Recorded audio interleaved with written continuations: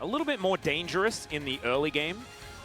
Late game, you have a few extra ultimates. Oh! That is a Seraphine Leona. We have seen this already here in the LCK. I believe it was KT that piloted this one first. Oh, I love this. To be one step ahead. See how it does go, though, as we get ready to jump onto the Rift for game number 2. Let's get ready for this, though, as already Canyon spotting out where Sponge is, but did, of course, go for the reset. Satap doing the same thing, but managed to stick around in lane for a little bit longer to get that extra control. As there is the flash forward from Satap. Chovy once again in trouble.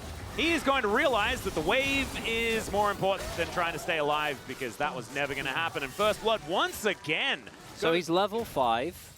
All right, Trial by Fire comes in, and the barrel comes down, and Rascal is just going to die. And Keen's response is, what? Yeah, yeah, I think Rascal's can't really go for the dive. Don't have too much damage. That's awesome another angle. ulti coming in for Rascal here. Pretty telegraphed on the gank. Keen just going to try and hold these minions as best he can. Does find the barrel. Flashes underneath, and Rascal is dead once again. Meanwhile, we're going to another dive towards the bottom side. Lahen's going to trade his life, but Hayes gets to stick around. It is a lot more constant DPS as opposed to burst as Canyon. A lot more utility as well, as in comes the Nature's Grasp. This is a Leona and Maokai, but now the beat's going to get dropped. Hayes will hit those high notes as well, and Pletter is definitely going to be dead. That's another one in pretty quick succession here. He's just having the greatest time on one of his favorite champions. It's really rough. Canyon's going to move on over to try and deny the 6 Grubs this time around. Teddy in the vicinity. They've got a teleport coming on forward. Canyon gets himself one of the Grubs and really doesn't want to flash, but he's going to have to. And he is just able to get himself with the extra time. He's going to head down towards the bottom side of Satap, going in onto Lehans, who presses W, and he's going to take 0 damage from anything at all ever. No, but he was nerfed. All right, yeah. Yeah. Wait, his damage was nerfed. Chronicler, the Eclipse is still busted. I know, I was joking. Oh, trade of ultimates here as there's the knock-up. Last breath is indeed that for Canyon, if trees do in fact breathe, as Chovy does utilize a very nice phosphorus bomb, as Satap's going to have to go back to that unbound soul. What you want to do, as you're saying, particularly when you have something like Renekton as well as Brand, this Satap, oh, he knows. Oh dear, Canyon takes the long journey. There's the flash. That was very weird, but Satap able to flash out of the way the Encore. And that is going to keep him alive for now.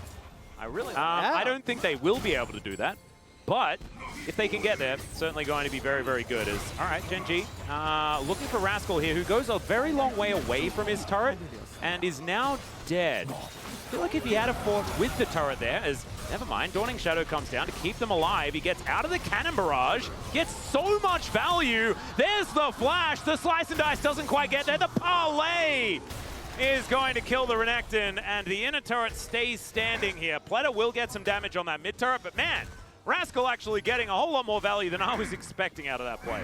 If they got, it's also GP. Yeah. If this was a Cassante, you know, the game also becomes really hard. All right, there's an ulti from Satap. Unbinds the soul, gets caught out. There's the Encore, but Satap just going to say no to that one. Nature's Grasp comes on through, lands onto multiple members of DRX. As now Canyon gets into the brush, doesn't find the Bramble Smash. Oh, he gets the small heal, and Teddy gets baited in. It is going to be Pletter able to lock down that kill eventually, but the Cannon Barrage will get the flash out from the center, and the Rocket is still going to kill him. Big overinvestment there for DRX. They are able to get Canyon. I just don't think it's worth it. Yeah, I'm glad we cut that video, as Lehans takes a fair bit of damage. The Solar Flare not really doing too much, but the Nature's Grasp comes on in. Pletter trying to find the angle, gets the knock up onto the Leona. She's going to go down first, but so much extra damage. Satap takes down Chovy on the top side, though, and Gen.G just lose 2, and there's no response. That could have been even worse if Pace doesn't find that ultimate and root onto 2. Oh my goodness, they were looking for more. Yeah, King gonna get knocked up. High note connecting there from Pace in this game. So we're gonna see the teleport in from Satap. This guy is playing out of his mind, man. Yeah. Why hasn't he been playing all year? And we know why, because he didn't look this good earlier on. Man, hitting his stride where it was, and it's almost over, but beautifully done. Actually having a really good time. And just look great in both games, despite the fact that, again... And he's landing into Chovy, like, that is never easy. Of course, Chovy has been, you know, as we're gonna cast a curse. This is actually our fault, Satap, so don't worry about it. is just going to be able to walk away. Dawning Shadow invested just to make sure. Yeah, there's a Yone in the bottom lane. He has all of their money. And So Nature's Grasp is going to come down. They're going to look for the turn here onto Sponge. He explodes like a balloon. And Teddy is off to the side sort of by himself. Trophy's going to get snagged. The Yone is still pushing the side lane. And so they're going to back away after losing their jungler. They're going to give up Baron, but they're going to get an inner turret, ladies and gentlemen. And inner turrets are worth some gold. And Gen.G are going to demonstrate what all the inner turrets are worth after taking down this Baron and utilizing it to push. Looking for the empowered backs. Teddy does stop a couple of them, but I think there's enough here to stop any. We saw an attempt from DRX to do something. It's, oh, look, Keen just has LDR now. Oh, okay. Bought that. Okay. Didn't go for the executioners, I guess, as Teddy is going to have to flash. There's a Cannon Barrage that he's now going to spend some time in. Has to cleanse the Encore immediately, and Zenith Blade is going to be the end of Rascal. Lehens may have overextended there a little bit, as Satab is going to execute him. Really nice flash to finish off that kill anytime soon. The Gangplank is now going to get ulted on here, as Keen could be in a little bit of trouble. Satab with the sick message received, I guess. Satab going to be able to get this outer turret in mid lane very comfortably against the flow of play here. Still 40 seconds. Like, you got this, bud. Yeah. This is all you.